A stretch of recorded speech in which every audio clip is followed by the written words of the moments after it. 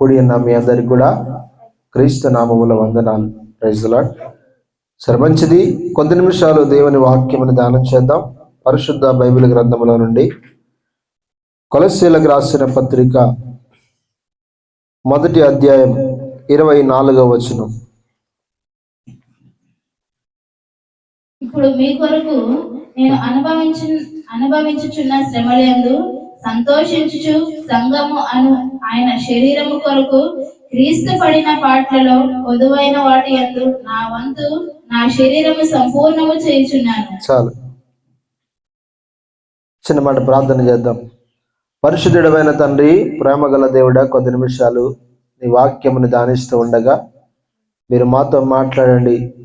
వినగల చెవి, గ్రహించగల హృదయం ప్రతి బిడ్డకి మీరు అనుగ్రహించి సహాయం చేయమని, నీ దాసుడే నన్ను బలపరచండి.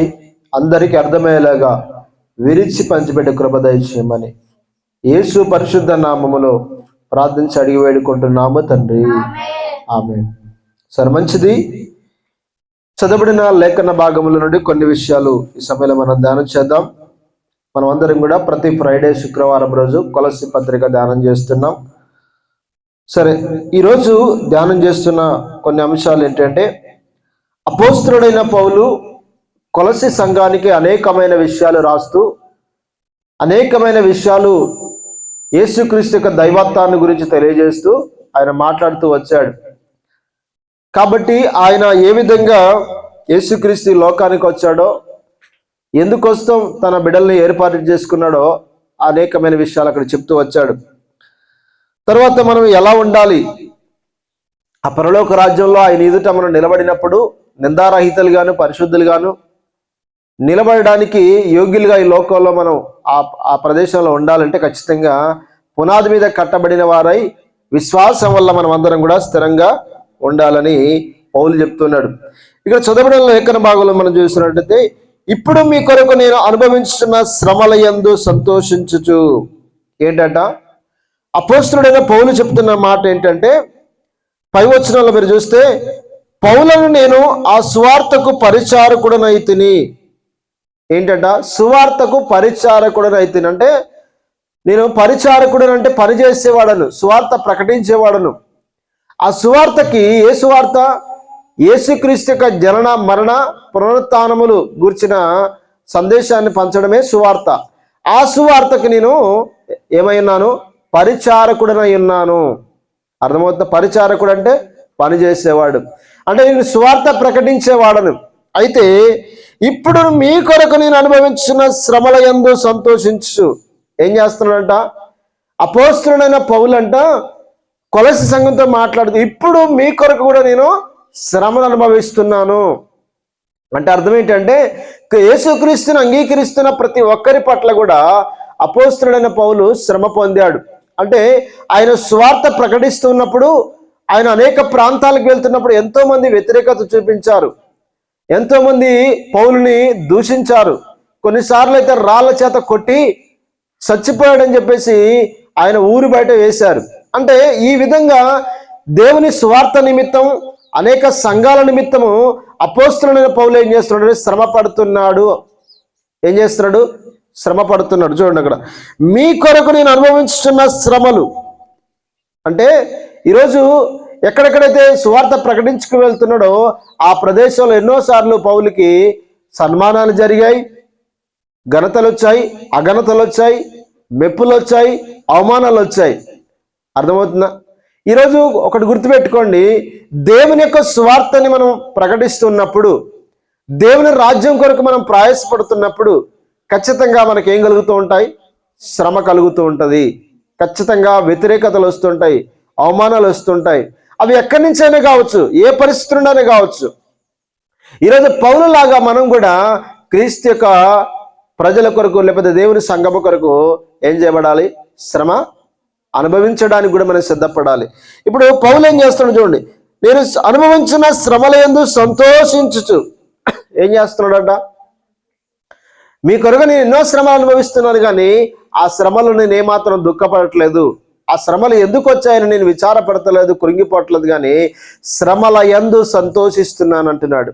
ఈరోజు ప్రియ దేవుని బిడ్డలారా, మనమందరం కూడా చేయాల్సిన ప్రాముఖ్యమైన విషయం ఏంటంటే, క్రీస్తు కొరకు మనం చేస్తున్న ప్రతి పనిలో శ్రమ ఎదురైనప్పుడు, కష్టం ఎదురైనప్పుడు ఖచ్చితంగా ఆ కష్టాల్లో, ఆ శ్రమల్లో కూడా సంతోషించగలగాలి. ఎందుకంటే ఈ లోకంలో మనం ఎన్ని శ్రమలు ఎదుర్కొన్నా, ఈ లోకంలో ఎన్ని కష్టాలు ఎదుర్కొన్నా, ఈ కష్టాలన్నీ మటుమాయపోయే రోజు ఒకటి రాబోతుంది. ఈ కష్టాలకు దిగిన, ఈ శ్రమలకు దిగిన ప్రతిఫలం పరలోక రాజ్యంలో దేవుడు మనకి ఇవ్వబోతున్నాడు. కాబట్టి పరలోక రాజ్యంలో దేవుడిచ్చే ఆ మహిమ ఎదుట, పరలోక రాజ్యంలో దేవుడిచ్చే ఆ ఘనత ఎదుట ఇప్పుడు కాలపు శ్రమలు కానీ, కష్టాలు కానీ ఏవి కూడా ఎన్న తగ్గినవి కావు. కాబట్టి మనం అందరం కూడా శ్రమలలో ఏం చేయాలంట? సంతోషించాలి. ఎవరైనా మనల్ని అవమానపరుస్తున్నా, నిందిస్తున్నా, మనల్ని తృణీకరిస్తున్నా, మనల్ని శ్రమ పెడుతున్నా వాటిని బట్టి ఆనందించాలి కానీ, వాటిని బట్టి సంతోషించాలి కానీ, క్రీస్తు కొరకు నేను ప్రయాసపడుతున్నందుకు నాకెందుకు దుఃఖం కలుగుతుంది, క్రీస్తు కొరకు నేను కష్టపడుతున్నందుకు ఇంత పరిచర్య చేస్తున్నాను కానీ ఎవరు అర్థం చేసుకోవట్లేదు అని చెప్పేసి మనం ఎప్పుడు కృంగిపోకూడదు. ఎందుకంటే పరిచర్య చేసేది మనం ఎవరి కొరకు చేస్తున్నాం? మనుషుల కొరకు చేయట్లేదు. అర్థమవుతుందా? మనం దేవుని కొరకు చేస్తున్న ఏ పని చేసినా, మందిరంలో కానీ, బయట కానీ, ఒకవేళ దేవుని రాజ్యం కొరకు ఏ పని చేసినా అది దేవుని కోసం చేస్తున్నామన్న ఉద్దేశంతో మనం చేసినప్పుడు ఎప్పుడు కూడా మనం దుఃఖపడం, ఎప్పుడు కూడా మనం విచారపడం. అర్థమవుతుందా? ఇది ఒకవేళ ఇది వాళ్ళ పని, నేను వాళ్ళ కోసం చేస్తున్నాను, వీళ్ళ కోసం చేస్తున్నాను అనుకుంటే అప్పుడు మనకి ఏం కలుగుతుందంటే బాధ కలుగుతుంది. కానీ నేను దేవుని కొరకు కష్టపడుతున్నాను అనుకుంటే ఎవరు కూడా ఏమనిపించదు. సరే చూద్దాం. ఇప్పుడు మీ కొరకు నేను అనుభవించిన శ్రమల యందు సంతోషించుచు సంఘము అను ఆయన శరీరము కొరకు. ఏంటంట? సంఘము అనే ఆయన శరీరం. సంఘం ఎవరంట? సంఘము ఎవరంటే యేసుక్రీస్తు యొక్క శరీరము. అర్థమవుతుందా? సంఘము అంటే ప్రజలు. అంటే ఎవరైతే యేసుక్రీస్తుని అంగీకరించి, ఆయన యందు విశ్వాసం ఉంచి, ఆయనను అంగీకరించి విశ్వాసం ఉంచి ఆయన నామంలో బాప్టిజం పొందుతారో వారందరూ కూడా సంఘముగా చేయబడతారు. వారందరూ కూడా యేసుక్రీస్తు యొక్క శరీరములో అంటుకట్టబడతా ఉంటారు. కాబట్టి ఇక్కడ అంటున్నాడు, సంఘము అను ఆయన శరీరము కొరకు క్రీస్తు పడిన పాట్లలో కొదువైన వాటి యందు నా వంతు నా శరీరమందు సంపూర్ణము చేయుచున్నాను. వినండి, సంఘం అనే ఆయన శరీరము కొరకంట క్రీస్తు పడిన పాటలలో కొదువైన వాటి యందు, అంటే కొన్ని క్రీస్తు పడవలసిన కొన్ని పాటలలో కొన్ని కొదువైనవి ఉన్నాయి. ఆ కొదువైనవి ఏం చేస్తున్నాడు? నా వంతు నేనేం చేస్తున్నానంటే సంపూర్ణం చేయించున్నాను. చూడండి, క్రీస్తు పడిన పాటలలో కొదువైన వాటి యందు నా వంతు నా శరీరమందు సంపూర్ణం చేయించున్నాను. నా వంతు అంటే అర్థం చేసుకోండి, క్రీస్తు పడిన పాటలలో ఈరోజు మనం కూడా కొదువైన వాటి యందు మన వంతుగా ఈరోజు ఏం చేయాలట? మన శరీరమందు సంపూర్ణం చేయాలి. అర్థం ఏంటంటే క్రీస్తు సంఘము కొరకు నేను కూడా శ్రమపడాలి. క్రీస్తు యొక్క సంఘం అనే శరీరం కొరకు నేను కూడా ప్రయాసపడాలి. నా వంతుగా నా బాధ్యతను నేను నెరవేర్చాలి. మీకు అర్థమైందా? క్రీస్తు శరీరము అంటే సంఘము కదా. ఇప్పుడు సంఘము కొరకు మనం ప్రయాసపడుతున్నప్పుడు, సంఘము కొరకు మనం అనేక రకాల ప్రాంతాలకు వెళ్ళి దేవుని స్వార్థను ప్రకటిస్తున్నప్పుడు ఏం కలుగుతుందంట? మనకు శ్రమ కలుగుతుంది. అందుకోసమే ఈరోజు ఈ మాట ప్రతి ఒక్కరు గుర్తుపెట్టుకోవాలి. ఏంటంటే సంఘము అను ఆయన శరీరము కొరకు, అంటే సంఘం అంటే సార్వత్రిక సంఘం అని గుర్తుపెట్టుకోండి. సంఘం అంటే మనమే కాదు, కేవలం ఈ చర్చి వారే సంఘం కాదు, సార్వత్రిక సంఘం. రక్షించబడిన వారు, బడబోతున్న వారందరూ కూడా క్రీస్తు శరీరంలో ఆయన పాలిభాగస్తులే. అర్థమవుతుందా? కాబట్టి ఇప్పుడు ఆయన శరీరము కొరకు క్రీస్తు పడిన పాటలలో, అంటే క్రీస్తు పడిన శ్రమలలో, క్రీస్తు పడిన కష్టాల్లో కొదువైన వాటి యందు నా వంతు నా శరీరమందు సంపూర్ణము చేయుచున్నాను. అంటే ఈజీగా అర్థం చేసుకోవడానికి, అంటే యేసుక్రీస్తు తన స్వరక్తం ఇచ్చి కొన్నాడు ఈ సంఘాన్ని. యేసుక్రీస్తు సంఘం ఒకరికి తన ప్రాణం పెట్టాడు, రక్తం గార్చాడు, ఆయన సమాధి చేయబడ్డాడు, తిరిగి లేచాడు, త్వరగా రాబోతున్నాడు. అయితే ఈ సంఘము పరిపూర్ణతలకు వెళ్ళాలన్నా, మరి అనేక మంది ప్రజలు రక్షించబడాలన్నా ఈరోజు మనం సువార్త ప్రకటిస్తున్నప్పుడు ఏం కలుగుతుంది? మనం సువార్త ప్రకటిస్తున్నప్పుడు ఏం కలుగుతుంది? కొన్ని రకాల శ్రమలు కలుగుతున్నాయి, కొన్ని రకాల కష్టాలు కలుగుతున్నాయి. అర్థమవుతుందా? అంటే మన వంతుగా ఈరోజు ఏం చేయాలంటే మన శరీరం అందు సంపూర్ణం చేయాలి. అంటే మనం కూడా క్రీస్తు సంఘం అనే శరీరం కొరకు ప్రయాసపడాలి అని అర్థం. నా వంతు అంటున్నాడు అక్కడ. ఈరోజు మన వంతు ఏంటి? మరి మన వంతు ఏంటి? సంఘము కొరకు ఈరోజు మనం ఏం చేయాలి అంట? కన్నీరు గార్చాల, వేదన పడాల, పస్తులు ఉండాల, ఉపవాసం ఉండాల. కొన్నిసార్లు ఎవరైనా అవమానపరిస్తే వాటిని పాజిటివ్గా తీసుకోవాలా. ఎవరైనా శ్రమ పడితే వాటిని మనం ఎలా తీసుకోవాలా? నెగిటివ్గా తీసుకోకుండా పాజిటివ్గా తీసుకోవాలా. అంటే ఈరోజు క్రైస్తవ సమాజం కొరకు కావచ్చు, దేవుని రాజ్యం కొరకు కావచ్చు, మనవంతుగా మనం శ్రమ పడాలి, మనవంతుగా మనం కష్టపడాలి, మనవంతుగా మనం శ్రమలు అనుభవించాలి.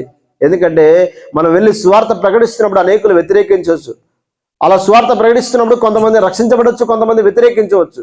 కాబట్టి ఎట్లయితే వ్యతిరేకత దొరికిందని చెప్పేసి మనం అందరం కూడా మనం ఏమీ సిగ్గుపడవలసిన అవసరం లేదు. ఎందుకంటే మన వంతుగా మనం కూడా ఏం చేయాలంట? మన శరీరమందు సంపూర్ణము చేయాలి. చూడండి, నా వంతు నా శరీరమందు సంపూర్ణము చేయుచున్నాను అంటే క్రీస్తు అనే సంఘము కొరకు అపోస్తులైన పౌలు గారు ఎన్నో శ్రమలు పడుతూ వచ్చాడు, ఎన్నో రకాల కష్టాలు ఎదుర్కొన్నాడు, ఎంతో మంది దూషించారు, ఎంతో మంది అవమానపరిచారు. అర్థమవుతుందా? ఆయన వంతుగా ఏం చేస్తున్నాడంటే సంపూర్ణము చేస్తూ ఉన్నాడట. ఆయన వంతుగా ఆయన క్రీస్తు పడిన పాటల కొదువైన ఆట ఎందు ఆయన, అంటే క్రీస్తు పడిన పాటలు అంటే అర్థం ఏంటి అంటే క్రీస్తు ఇంకా సంఘము కొరకు పరిపూర్ణమైన శ్రమ, పరిపూర్ణమైన రక్తాన్ని కార్చలేదని అర్థం కాదు అక్కడ. అర్థం చేసుకోండి. అంటే క్రీస్తు సంఘం సంపాదించాలంటే ఇంకా మనం ఏదన్నా రక్తం కార్చాలి, వెళ్ళపెట్టాలని కాదు అక్కడ. అంటే ఈరోజు అనేకులు రక్షించబడడానికి సువార్త ప్రకటిస్తున్నప్పుడు, వ్యతిరేకత వస్తున్నప్పుడు, సువార్త ప్రకటిస్తున్నప్పుడు, శ్రమలు వస్తున్నప్పుడు అవన్నిటిని కూడా మనం ఏం చేయాలి? మనవంతుగా మనం ప్రయాసపడాలి, మనవంతుగా మనం కష్టపడాలి. ఇంకా చదువుదాం, కింద చదువుదాం. దేవుని వాక్యమును యుగయుగములలోను తరతరములలోను మరుగు చేయబడి ఉన్న మర్మమును సంపూర్ణముగా ప్రకటించుటకు మీ నిమిత్తము నాకు అప్పగింపబడి ఉన్న దేవుని ఏర్పాటు ప్రకారము నేను ఆ సంఘమునకు పరిచారకుడినైతిని. చాలు. దేవుని వాక్యమును ఏంటట? దేవుని వాక్యము. వాక్యం అంటే ఎవరు? యేసుక్రీస్తు కదా. ఇక్కడ చూడండి, దేవుని వాక్యమును అనగా యుగములలోను తరములలోను మరుగు చేయబడిన మర్మమును. యుగములలో తరములలో మరుగు చేయబడిన ఒక మర్మం ఉందంట. అర్థమవుతుందా? ఆ మర్మం ఏంటో మనం చూద్దాం. మర్మమును సంపూర్ణంగా ప్రకటించుటకు ఏంటట ఆ మర్మం? ఒకసారి ఎఫెసీయులకు రాసిన పత్రిక మనం చూస్తే, ఎఫెసీయులకు రాసిన పత్రిక 3వ అధ్యాయం 5వ వచనం. ఈ మర్మం ఇప్పుడు ఆత్మ మూలముగా దేవుని పరిశుద్ధులకు అపోస్తలులకును ప్రవక్తలకును బయలుపరచబడినట్లుగా పూర్వకాలము యందు మనుషులకు తెలియపరచబడలేదు. ఒక మర్మం ఉందంట. అదంట అపోస్తలులకు ప్రవక్తలకు పరిశుద్ధులకు బయలుపరచబడినట్లుగా పూర్వకాలమందు ఎవరికి బయలుపరచబడలేదు. ఏంటా మర్మం అంటే ఇప్పుడు చెప్తున్నాడు చూడండి. ఈ మర్మం ఏదనగా అన్యజనులు సువార్త వలన క్రీస్తు యేసునందు యూదులతో పాటు సమాన వారసులను ఒక్క శరీరమందలి సాటి అవయవములను ఉన్నారని అనున్నదియే. అర్థమవుతుందా? ఏంటా మర్మం అంటే చూడండి, ఈ మర్మం ఏదనగా అని చెప్తూ అన్యజనులు అంటే ఎవరు? క్రీస్తుని ఎరగని వారు. అర్థమవుతుందా? క్రీస్తుని ఎరగని వారందరూ కూడా అన్యజనులే. ఇప్పుడు దేవుని ప్రజలు ఎవరు అని ఒకవేళ మనం తెలుసుకోవాలంటే దేవుని ప్రజలు ఎవరు? యూదులు కదా. యూదులేమో దేవుని ప్రజలు. ఇప్పుడు మనం చూస్తే అన్యజనులకి దేవుడు ప్రత్యక్షం కాలేదు, దేవుని ఎరగని ప్రజలు. అయితే ఈ మర్మం ఏంటంటే చూడండి అక్కడ, అన్యజనులు సువార్త వలన. సువార్త అంటే అర్థం ఏంటి? సువార్త యేసుక్రీస్తు యొక్క జనన మరణ పునరుత్థానముల గురించి తెలియజేయడమే సువార్త. యేసు ప్రభువారు ఈ లోకానికి నీ కొరకు వచ్చాడు. ఆయన యేసు ప్రభువారు నీ కొరకు ఆయన ఏం చేశాడు? ఆయన జన్మించాడు. యేసుక్రీస్తు నీ కొరకు మరణించాడు. ఆయన యేసుప్రభువు వారు నీ కొరకు తిరిగి లేచాడు. నీవు ఆయన యందు విశ్వాసం ఉంచిన యెడల ఈరోజు నీ పాపములు క్షమించబడి నువ్వు పాపం విషయమై చనిపోయి నీతి విషయమై నువ్వు జీవిస్తావు. కాబట్టి నువ్వు క్రీస్తు అనే శరీరంలో అంటుకట్టబడతావు. ఇది సువార్త. కాబట్టి సువార్త వలన అన్ని జనులకును, తర్వాత క్రీస్తు యేసునందు యూదులతో పాటు సమాన వారసులను. ఏంటి సువార్త యొక్క మర్మం అంటే, యూదులతో పాటు మనం అందరం కూడా సమాన వారసులం కావాలి. అంటే యూదులు అంటే ఎవరంటే దేవుని ప్రజలు, వాగ్దానములు వారికి సొంతము, వాగ్దానములు వారివి. కానీ మనం దేవుని యొక్క వాగ్దానాలకు పాలు భాగస్తులం కాదు ఎప్పుడు క్రీస్తుని ఎరగనప్పుడు. కేవలం ఇజ్రాయెల్ ప్రజలు మాత్రమే పరలోక రాజ్యానికి లేకపోతే అనేక రకాల వాగ్దానాలకు అర్హులు. కాబట్టి సువార్త వల్ల ఏం చేయబడిందంటే అన్ని జనులను యూదులను ఏం చేయబడ్డారు చూడండి అక్కడ. క్రీస్తు యేసునందు యూదులతో పాటు సమాన వారసులం మనం. ఇప్పుడు మనం సువార్త వల్ల ఏం చేయబడ్డామంటే యూదులతో పాటు కూడా సమాన వారసులం. ఇప్పుడు మనకు కూడా వాగ్దానములు ఉన్నవి. చూడండి అక్కడ అంటాడు, ఒక్క శరీరమందలి సాటి అవయవములను. ఒక్క శరీరమందలి సాటి అవయవాలము. అర్థమవుతుందా? మనమందరం ఎవరు అంటే సాటి అవయములు. అంటే క్రీస్తు అనే శరీరములో మనం అందరం కూడా ఎవరంటే యూదులు ఎట్లయితే అవయవాలు ఉన్నారో మనం కూడా సువార్త వల్ల ఇప్పుడు ఏం చేయబడుతుందంటే ఆ అవయవుల్లో పాలు భాగస్తులు అయిపోయాం, సాటి సమాన వారసులం అయిపోయాం. ఇంకా మనం చూస్తే వాగ్దానములో పాలువారులనై ఉన్నారు అనున్నది. వాగ్దానములు ఇప్పుడు మనకు వాటిలో కూడా మనం పాలువారమే. అర్థమవుతుందా? ఇది సువార్త. కాబట్టి ప్రియ దేని బిడ్డారా, అందుకోసమే పౌలు అంటున్నాడు ఏంటంటే, అనగా యుగములలోను తరముల్లోను మరుగు చేయబడిన ఆ మర్మమును సంపూర్ణముగా ప్రకటించుటకు మీ నిమిత్తము నాకు అప్పగింపబడిన దేవుని ఏర్పాటు ప్రకారము. ఎవరి నిమిత్తము అప్పగించబడ్డాడు? కొలస్సీతో సంఘంతో మాట్లాడు, మీ నిమిత్తము నాకేం అప్పగించబడింది? సువార్త ప్రకటించబడే భాగ్యము అప్పగించబడి. చూడండి అక్కడ, మీ నిమిత్తం నాకు అప్పగింపబడిన దేవుని ఏర్పాటు ప్రకారం. ఏంటి? దేవుని యొక్క ఏర్పాటు ప్రకారము నేను ఆ సంఘమునకు పరిచారకుడనైతిని. ఆ సంఘం అంటే ఎవరు? యూదులు ప్లస్ అన్ని జనులు కలిసిందే సంఘము కదా. ఆ సంఘానికి నేను పరిచారకుడను, ఆ సంఘానికి నేను గృహ నిర్వాహకుడను. అంటే ఒక గృహంలో కొంతమంది ఉంటున్నప్పుడు ఆ గృహంలో ఆ గృహాన్ని నిర్వహించే వ్యక్తిని నేను. ఇప్పుడు సంఘం అనే గృహంలో మనం ఉన్నామనుకోండి, అందులో మనం ఎలా ఉండాలి? గృహ నిర్వాహకత్వం కలిగి ఉండాలి. అంటే గృహాన్ని ఒక యజమానుడు ఉన్నాడు అనుకోండి, ఆ గృహానికి ఆ యజమానుడు ఏం చేయాలంట? ఆ గృహ నిర్వాహత్వంలో ఆ సంఘాన్ని పాలించాలి. అర్థమవుతుందా? చూడండి అక్కడ, ఏర్పాటు ప్రకారం ఆ సంఘమునకు పరిచారకుడనైతిని అన్యజనులని మర్మ యొక్క మహిమైశ్వర్యతతో అది అనగా మీ యందున్న క్రీస్తు మహిమ నిరీక్షణ ఉన్నాడనే సంగతి దేవుడు తన పరిశుద్ధులకు తెలియపరచగోరి ఇప్పుడు ఆ మర్మమును వారికి బయలుపరచను. అర్థమవుతుందా? కాబట్టి ప్రియ దేవుని బిడ్డలారా, ఆ సువార్తకు నేను పరిచారకుడినై ఉన్నాను. ఇప్పుడు ఏం చేయాలి? మరి ఏం చేయాలంటే గుర్తుపెట్టుకోండి, ప్రతి మనిషిని ఏం చేయాలంటే క్రీస్తునందు. పౌలు యొక్క గురి ఏంటి? ఈరోజు మన గురి ఏంటి?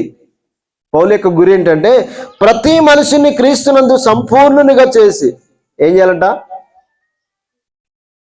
అర్థమవుతుందా? కూర్చో. ప్రతి మనిషిని క్రీస్తునందు సంపూర్ణునిగా చేయాలి. సంపూర్ణత అంటే అర్థం ఏంటి? సంపూర్ణత అంటే అర్థం ఏంటి?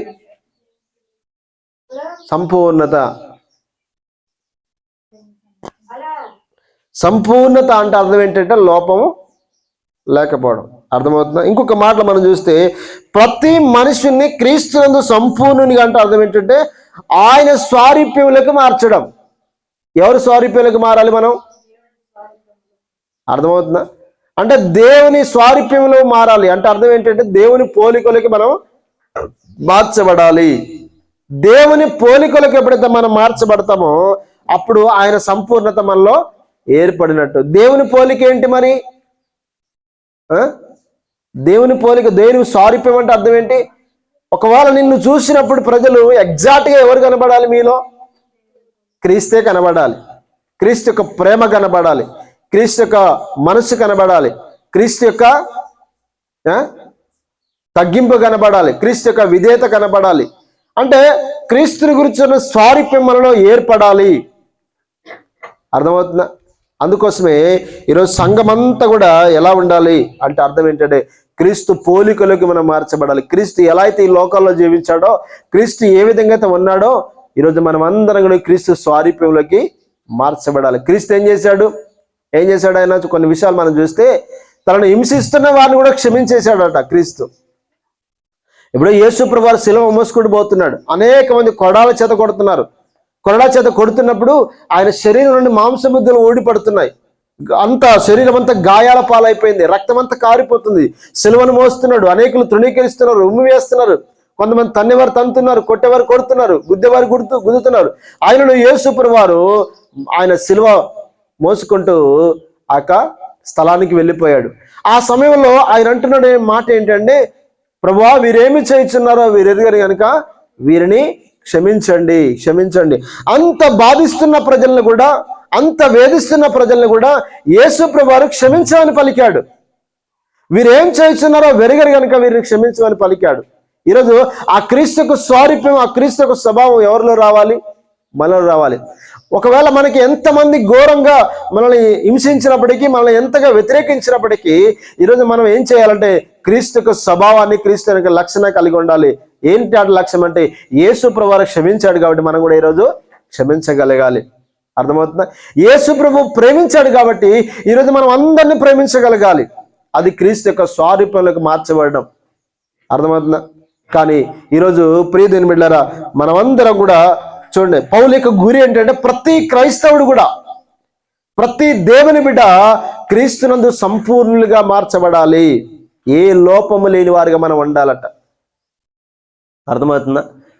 ఏ లోపము లేని వారిగా ఉండాలి. ఒకవేళ ఇప్పుడు మనం కొన్ని కంపెనీస్కి వెళ్తున్నప్పుడు, లేకపోతే అక్కడికి నేను వెళ్తున్నప్పుడు, మన గేట్ల నుండి లోపలికి వెళ్తున్నప్పుడు ఏదైనా ఒక వస్తువు మనం తీసుకుపోతున్నాం అనుకోండి, వెంటనే పట్టేస్తుంటుంది. ఎందుకంటే ప్రవేశించలేం, ఎందుకంటే ఏదో ఒక వస్తువు మనం తీసుకెళ్తున్నాం, లేకపోతే దాన్ని అందులోకి అనుమతించబడిన వస్తువు మనం తీసుకెళ్తున్నాం కాబట్టి అనుమతి దొరకదు. ఈరోజు పరలోక రాజ్యంలో మనం ప్రవేశించాలంటే ఖచ్చితంగా మనలో ఏముండకూడదు? ఏ లోపము కానీ ఉండకూడదు. క్రీస్తు యొక్క స్వారూప్యంలోకి మనం మార్చబడాలి. అప్పుడు మాత్రమే పరలోక రాజ్యాలకు మనకి ఎంట్రీ దొరుకుతుంది, పరలోక రాజ్యాలకు మనకు ప్రవేశం దొరుకుతుంది. ఈరోజు మనం ఎందుకు ఇంత ప్రయాసపడుతున్నాం, ఎందుకు ఇంతగా మనం దేవుని కొరకు ప్రయాసపడుతున్నాం అంటే కారణం ఏంటంటే ఈ లోకంలో ఏది సంపాదించుకోవడానికి కాదు, కానీ ఒక్కటే మన ప్రయాసం ఏంటంటే క్రీస్తు కొరకు ప్రయాసపడడం. కాబట్టి క్రీస్తునందు మనం అందరం ఏం చేయబడాలి? సంపూర్ణులుగా చేయబడాలి. అందుకోసమే గుర్తుపెట్టుకోండి, మీ కుటుంబాల కొరకు మీరు ప్రార్థన చేయండి. ఏం ప్రార్థన చేయాలి అంటే వాళ్ళు రక్షించబడాలన్న ప్రార్థన మనకు కావాలి, వారు ప్రభు యొద్దకు రావాలన్న ప్రార్థన కావాలి, అయ్యో వారు నశించిపోకూడదనే ప్రార్థన మనకు కావాలి. అర్థమవుతుందా? ఎందుకంటే ఒకవేళ కనుక మనం వాళ్ళని పోగొట్టుకున్నట్లయితే వాళ్ళు నిత్య నాశనానికి వెళ్ళిపోతుంటారు. కాబట్టి ఈరోజు మనం అందరి గురి ఏంటంటే ప్రతి ఒక్కరు కూడా రక్షించబడాలి. పౌలు యొక్క గురి ఏంటంటే ప్రతి మనిషిని క్రీస్తునందు సంపూర్ణంగా చేసి ఆయన ఎదుట నిలవబెట్టాలి. ఎవరి ఎదుట నిలబడబోతున్నాం? మనం దేవుని ఎదుట నిలబెట్టాలన్నది పౌలు యొక్క గురి. కాబట్టి ప్రియమైన బిడ్డలారా గమనించండి, ప్రతి మనిషిని ఎవరి యందు? క్రీస్తునందు సంపూర్ణంగా చేసి ఆయన ఎదుట నిలబడాలి. దేవుని ఎదుట ఎవరైనా నిలబడతారు? ఎవరు నిలబడగలరు? ఎవరు నిలబడగలరంటే దేవుని స్వారూప్యంలోకి మార్చబడిన వారు మాత్రమే దేవుని ఎదుట నిలబడగలవారు. ఎందుకంటే మన దేవునికి ఒక పేరుంది బైబిల్లో, దహించు అగ్ని అంట. కోటి సూర్యుల కంటే మహా తేజస్సు గల దేవుడు ఆయన. అలాంటి దేవుని ఎదుట అపరిశుద్ధత, అపవిత్రత కలిగిన వారిని పోయి నిలబడగలరా? నిలబడలేము ఎవరు కూడా. ఎందుకంటే ఆయన ఎదుట మనం నిలబడాలంటే ఆయనలాగా మనం మార్చబడినప్పుడు మాత్రమే ఆయనలో మనం నిలబడతాం, ఆయన ఎదుట మనం ఉండగలం. కాబట్టి ఈరోజు గుర్తుపెట్టుకోండి ప్రియమైన బిడ్డలారా, మనమందరం ఒక దినాన యేసు ప్రభు ఎదుట నిలబడబోతున్నాం. కాబట్టి పౌలు గురి ఏంటంటే ఆయన ఎదుట నిలబెట్టాలి. ప్రతి మనిషిని ఆయన ఎదుట నిలబెట్టాలి. అందుకోసమే ఎన్నో శ్రమలు పడుతున్నాడు, ఎన్నో కష్టాలు పడుతున్నాడు. ఈరోజు మన గురి కూడా అంతే అండి. ఈ ప్రాంత ప్రజల్లో ఎవరు కూడా నశించిపోకుండా దేవుని ఎదుట నిలబడాలని ఈరోజు మనం కూడా ఏం చేయబడాలి? ప్రయాసపడాలి. మన వంతుగా మనం మన శరీరం మందు సంపూర్ణం చేయాలి. అర్థమవుతుందా? ఆయన సంఘమైన శరీరం కొరకు మనం కూడా కొన్నిసార్లు మనవంతుగా మనం ప్రయాసపడాలి, మనవంతుగా మనం శ్రమ పడాలి. అవసరమైతే వాళ్ళు తిట్టినా సరే, కొట్టినా సరే వాళ్ళకి సువార్త ప్రకటించాలి. వారిని బ్రతిమిలాడైన దేవుని సన్నిధి తీసుకురాని వాళ్ళని బాధ్యత ఈరోజు మనం అందరికీ ఉంటే ఖచ్చితంగా, ఎందుకంటే వాళ్ళకి మేలు చేసిన వారం అవుతాం. ఏంటి మేలు? ఏం మేలు చేసిన వారం అవుతాం? పరలోక రాజ్యానికి తీసుకెళ్లి దేవుని ఎదుట నిలబెట్టిన వారం అవుతాం. ఒకవేళ గనక మనం ఈ లోకాల్లో దేవుని స్వార్థను ప్రకటించకుండా, దేవుని రాజ్యం కొరకు ప్రయాసపడకుండా ఉన్నట్లయితే అందరూ నాశనానికి వెళ్ళిపోతుంటారు. అర్థమవుతుందా? నిత్య నరకం అనేది ఉంది బైబిల్లో. అర్థమవుతుందా? పరలోకం ఉంది, నరకం ఉంది, రెండు ఉన్నాయి. మరి ఏది? ఒకటి గుర్తుపెట్టుకోండి, ఈ భూమి మీద ఉన్న ఆయుష్ కాలము శాశ్వత కాలం కాదది. అర్థమవుతుంది? శాశ్వత కాలం అయిందా? కాదు. ఎందుకంటే దేవుని ఎదుటికి వెళ్ళిన తర్వాత ఉండేదే శాశ్వత కాలం. అప్పుడు ఈ శరీరం ఉండకపోవచ్చు, ఇంకా వేరే శరీరం ఉంటుంది. సరే, మంచిది, ముందుకు వెళ్దాం, కొన్ని విషయాలు చూద్దాం. ఆయన ఎదురు నిలబెట్టవలనని సమస్త విధములైన జ్ఞానముతో ఏం చేయాలంట? సమస్త విధములైన జ్ఞానముతో. అంటే ఒక మనుషుడు దేవునికి తగినట్టుగా జీవించడానికి నువ్వు ఏ జ్ఞానాన్ని వాడొచ్చు. అర్థమైందా? ఒకవేళ సమస్త విధమైన జ్ఞానంతో మనం ఏం చేయాలంట? వాళ్ళకి జ్ఞానంతో మేము ప్రతి మనిషినికి బుద్ధి చెప్పచ్చు. ఏం చేయాలి? బుద్ధి చెప్పాలట. సమస్త విధములైన జ్ఞానంతో. ఒకవేళ ఈ మాట అంటే ఏమనుకుంటారో, ఈ మాట అంటే ఏమనుకుంటారని చెప్పేసి మనం ఆలోచించొద్దు.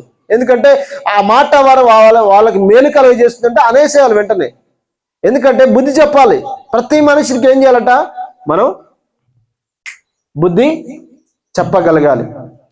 ఇప్పుడు బుద్ధి చెప్పాలంటే ఏముండాలి ఫస్ట్ కదా? ఎదుటి వ్యక్తికి మనం చెప్పాలంటే, ఎదుటి వ్యక్తిని మనం సరి చేయాలంటే, ఎదుటి వ్యక్తిని క్రీస్తుకి నడిపించాలంటే మొదటిగా మనకు ఆసక్తి ఉండాలి, అలాంటి బుద్ధి ఉండాలి. అప్పుడు మాత్రమే వారికి మనం చెప్పగలం. ఇప్పుడు మనం ఎదుటి వ్యక్తిని ప్రార్థన చేయని ఒకవేళ మనం ప్రార్థన చేయలేదనుకోండి, సమంజసం అంటారు అది. మనం ప్రార్థన చేసి ఎదుటి వ్యక్తిని చేయమన్నప్పుడు ఖచ్చితంగా అది బుద్ధి చెప్పడం అంటారు.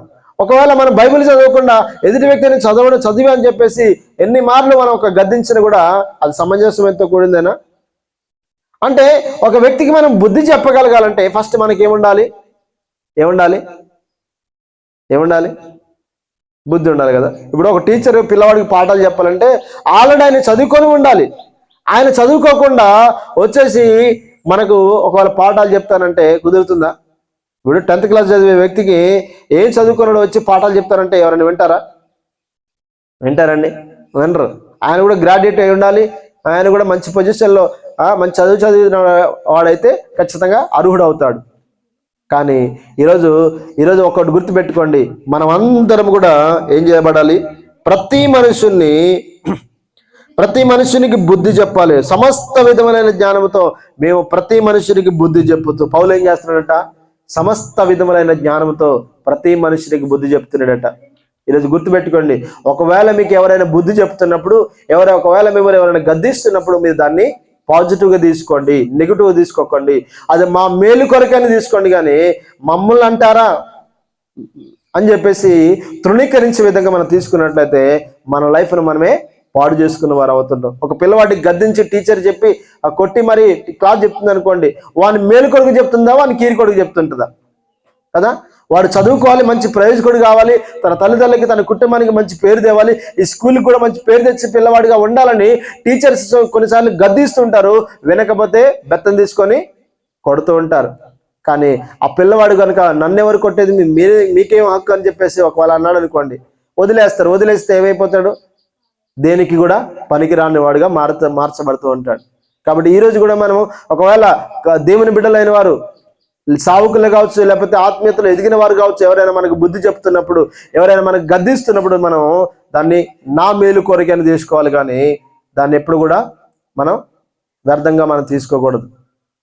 అర్థమవుతుందా? సమస్త విధములైన జ్ఞానముతో మేము ప్రతి మనిషినికి బుద్ధి చెప్పచ్చు, ప్రతి మనిషినికి బోధించు. ఏం చేయాలట? బోధించాలట. ప్రతి మనిషికి మనం ఏం చేయాలంటే ఫస్ట్ బోధించాలి. బోధ అనేది ఒక వ్యక్తిని సరిచేస్తుంది. బోధ అనేది ఒక వ్యక్తిని ఉన్నత ప్రయోజన స్థితులకి మారుస్తుంది. కాబట్టి ఇక చూడండి, అక్కడ బోధించు ఆయనను ప్రకటించుచున్నాము, అందు నిమిత్తము నాలో బలముగా కార్యసిద్ధి కలగజేయు ఆయన క్రియాశక్తిని బట్టి నేను పోరాడుచు ప్రయాసపడుచున్నాను. హల్లెలూయా. పౌలు ఏం చేస్తున్నాడంట? దేవుడు నాలో కలిగించే ఆ క్రియాశక్తిని బట్టి, ఆయన బలాన్ని బట్టి నేనేం చేస్తున్నానంటే ఈరోజు పోరాడుచు ప్రయాసపడుతున్నాడు. పౌలు అనేక సంఘాల కొరకు ప్రయాసపడుతున్నాడు. పౌలు అనేక వ్యక్తుల కొరకు ప్రయాసపడుతున్నాడు, పోరాడుతున్నాడు. ఎక్కడ పోరాడుతున్నాడు? ప్రార్థనలో పోరాడుతున్నాడు, బోధలో పోరాడుతున్నాడు, సమస్త విధమైన జ్ఞానంలో ఆయన అనేకులకు బుద్ధి చెప్పాలని పోరాడుతున్నాడు. ఈరోజు మనం కూడా చేయాల్సింది ఏంటంటే, మనం ఫస్ట్ నేర్చుకోవాలా, ఇతరులకు మనం నేర్పించగలాలి. మనం మంచి మార్గాలు నడుస్తూ ఇతరులు కూడా మంచి మార్గాలు నడిపించాలి. మనం క్రీస్తుని వెంబడిస్తూ ఇతరులు కూడా క్రీస్తు మార్గంలో వెంబడించేవారిగా మనం చేయగలగాలి. ఈరోజు ఖచ్చితంగా మనం కూడా ప్రయాసపడాలి. ఒకవేళ ఈరోజు మనం ప్రయాసపడినట్లయితే పరలోక రాజ్యంలో మనకు బహుమానం దొరుకుతుంది. పరలోక రాజ్యంలో మనం శాశ్వత జీవాన్ని మనం పొందుకుంటాం. పరలోక రాజ్యంలో నిత్య జీవాన్ని సంపాదించుకుంటాం. దయచేసి గుర్తుపెట్టుకోండి. ఎందుకంటే ఈరోజు మనం నేర్చుకునే ఈ పాఠాలు ఈ రోజుకు మనం ఉపయోగపడకపోవచ్చు. ఈరోజు మనం పెట్టుకున్న ఈ ప్రార్థన ఏదో భౌతిక సంబంధమైన ఆశీర్వాదాల కొరకు కాదు. ఇది దేని కొరకు? పరలోక సంబంధమైన ఆశీర్వాదాల కొరకు మాత్రమే. అర్థమవుతుందా? కాబట్టి ఎందుకు మనం ఈరోజు నేర్చుకోవాలి? ప్రతిరోజు వాక్యం ఎందుకు వినాలంటే, మనం ప్రతిరోజు వాక్యం చేత సరి చేయబడుతూ ఉండాలి. అర్థమవుతుందా? ఇప్పుడు ప్రతిరోజు పిల్లవాడు ఎందుకు చదువుకోవాలా? మంచిగా చదువుకుంటేనే ఒక మంచి నైపుణ్యత కలిగిన వాడుగా, ఒక మంచి టాలెంట్ పర్సన్గా అయ్యి ఒక మంచి ఉద్యోగాన్ని సంపాదించి అనేకులకు ప్రయోజనకరంగా ఉంటాడు. అతడు నేర్చుకోలేదనుకోండి, అతడు స్కూల్కి వెళ్ళట్లేదు అనుకోండి, ఏం జరుగుతుంటుంది కదా? అతడు పాడైపోతాడు. తన వల్ల ఏ ప్రయోజనమో ఉండదు. ఈరోజు మనం కూడా అంతే అండి. ప్రతిరోజు వాక్యమును నేర్చుకోవాలి, ప్రతిరోజు వాక్యమును చదవాలి, ప్రతిరోజు దేవుని సన్నిధిలో ప్రార్థన చేసుకోవాలి. మా కుటుంబం కొరకు, మీ కుటుంబాల కొరకు ప్రార్థన చేయండి, మీ తల్లిదండ్రుల కొరకు ప్రార్థన చేసుకోవాలి. వాళ్ళు ప్రయోజకులు కావాలి, వారు మారు మనసు పొందాలి, క్రీస్తుని వెంబడిస్తూ అన్ని విషయాల్లో వారు పరిశుద్ధమైన జీవితంగా జీవించాలని ఈరోజు మనం అందరం కూడా ప్రభు సన్నిధిలో ప్రార్థన చేయాలి. మరి ఇక చేతి పనుల కొరకు కావచ్చు, దేని కొరకైనా కావచ్చు, మనం ఈరోజు ఏం చేయాలంటే ప్రార్థన చేయాలి. పౌలు పోరాడుతున్నట్టుగా మనం అందరం కూడా ఈరోజు పోరాడాలి. అర్థమవుతుందా? కాబట్టి ప్రియ దేవుని బిడ్డలారా, ఎందుకు ఈ మాటలు ఈరోజు మనం ధ్యానం చేస్తున్నాం అంటే, మనం అందరం కూడా ఒక దినాన ఆయన ఎదుట నిలబడబోతున్నాం, ఆయన ఎదుట మనం ఉండబోతున్నాం. కాబట్టి ఆ క్రీస్తు ఎదుట మనం నిలబడాలంటే ఖచ్చితంగా ఈ లోకంలో పౌలు పోరాడినట్టుగా, పౌలు బోధించినట్టుగా మనం కూడా ఖచ్చితంగా ఏం చేయబడాలి? బోధించాలి, బుద్ధి చెప్పాలి, మనము బుద్ధి తెచ్చుకోవాలి. హల్లెలూయా. అందరూ తలలో ఉంచుదాం, ప్రార్థన చేద్దాం. దేవుడి మాటలు దీవించును గాక. స్తోత్రం, స్తోత్రం, స్తోత్రం. Hallelujah, hallelujah, hallelujah, hallelujah. Praise the Lord. స్తుతి.